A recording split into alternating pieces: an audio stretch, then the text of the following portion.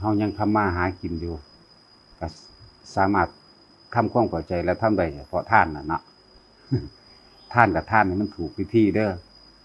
ท่านนี่ให้ท่านเพื่อดับทุกข์บ่แม่นท่านเพื่อการเพิ่มทุกข์ท่านดับทุกข์ก็คือว่าเฮาท่านให้ไปแล้วนี่บุญคือความสงบเย็นและก็เป็นประโยชน์หนึ่งประโยชน์ตนเมื่อท่านแล้วว่างสิ่งที่เฮาท่านแล้วปุ๊บบ่ต้องไปอธิษฐานขอหยังทั้งสิ้นถ้าขอแล้วมันจะเป็นการท่านเพิ่มทุกข์มันดับแล้วโดยที่บ่ต้องขอ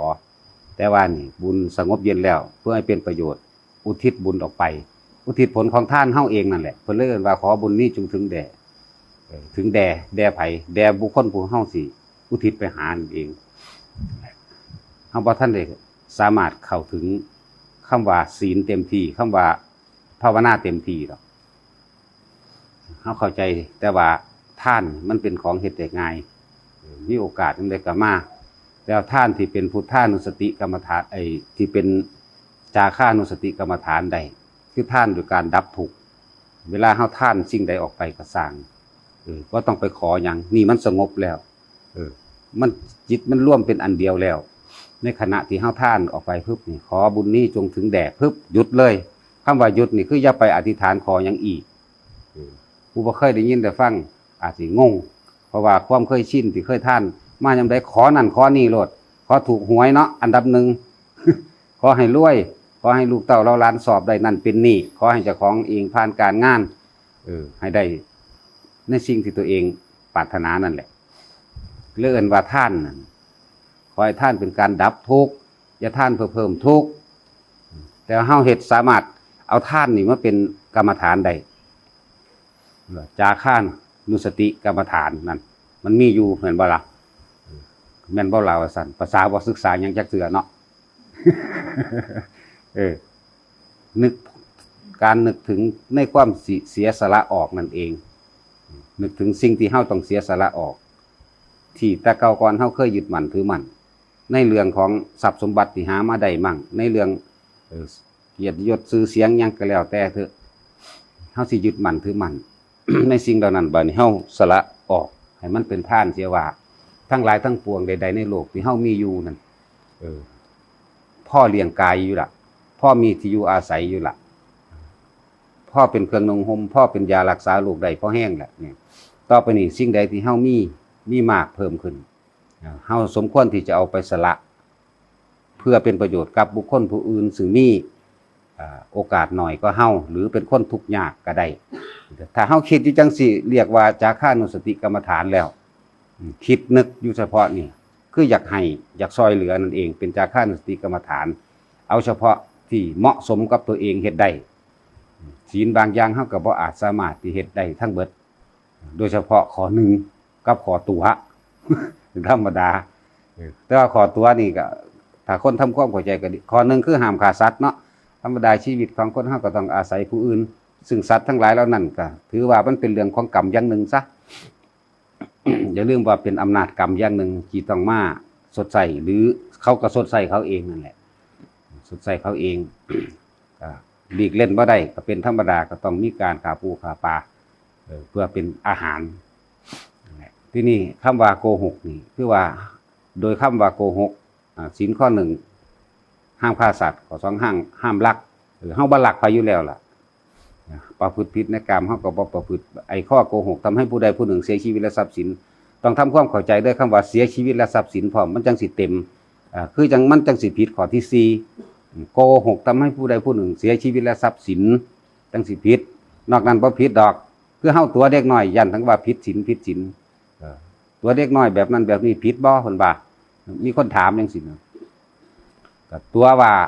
มึงอย่าไปเล่นน้ำหั่นเด้อกูเห็นจระเข้มีปลาฉลามกูเห็นอีก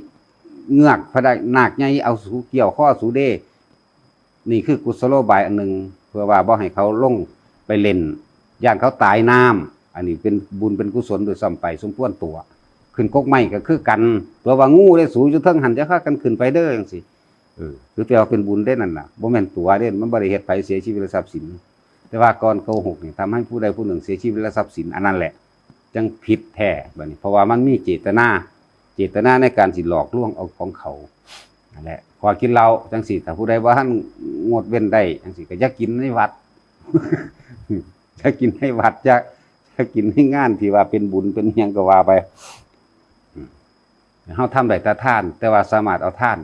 มาเป็นจาค่านุสติกรรมฐานได้เขาจะย่ามที่สิว่าสิ่งใดที่เฮามีสมควร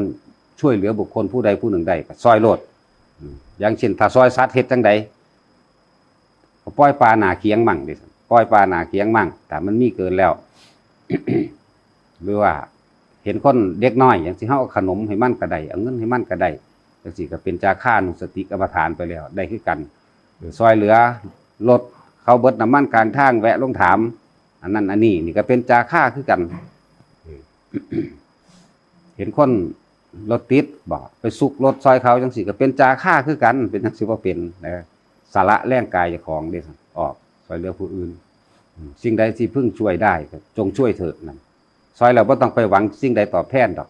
นะจังสิเป็นจาค่านุสติกรรมฐานแท้เป็นการเสียสละแท้ๆถ้าไปหวังสิ่งใดสิ่งหนึ่งตอบแทนมันบ่แม่นอันนั้นแค่ว่าทำสิ่งหนึ่งแลกอีกสิ่งหนึ่งซื่อๆที่ซอยเหลือนี่เพราะว่ามีหวังผลประโยชน์กับผู้คนผู้นั้นเลยซอยเหลือ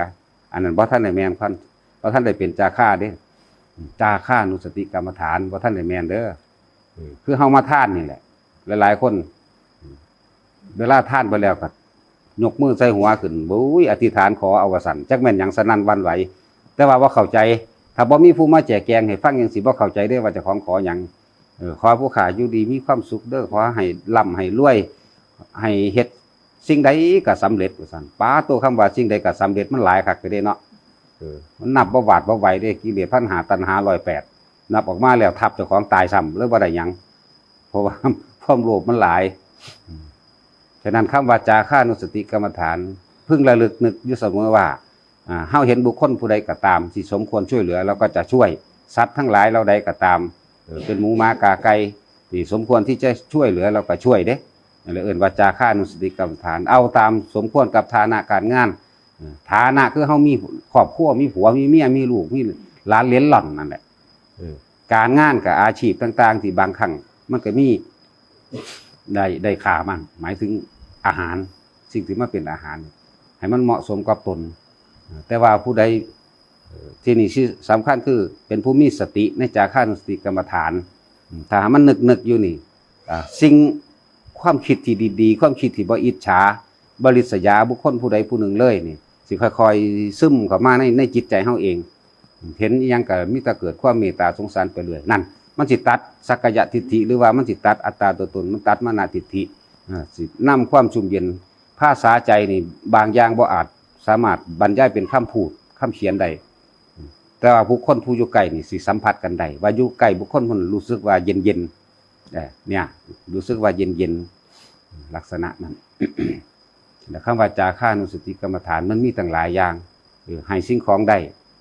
ช่วยเหลือในลานแรงกายแรงงานได้ให้คำแนะนำได้คือให้แนวทางหรือให้วิชานั่นเองทุกคนนำไปคิดเบื้องเด้อเฮ็ดเอาตาม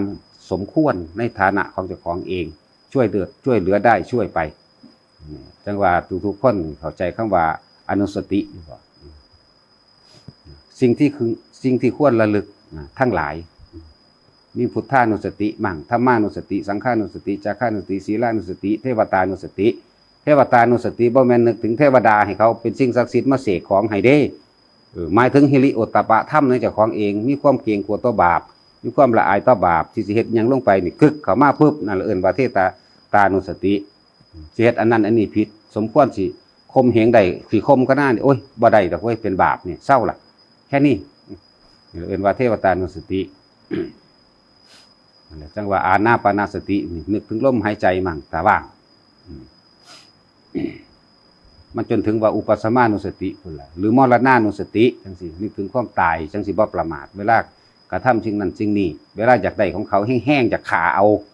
โอ้ยอย่างนี้มากกับแค่นั้นละเว้ยนี่ผู้ใดก็ตายแมงเบิดล่ะจังสิเศร้าส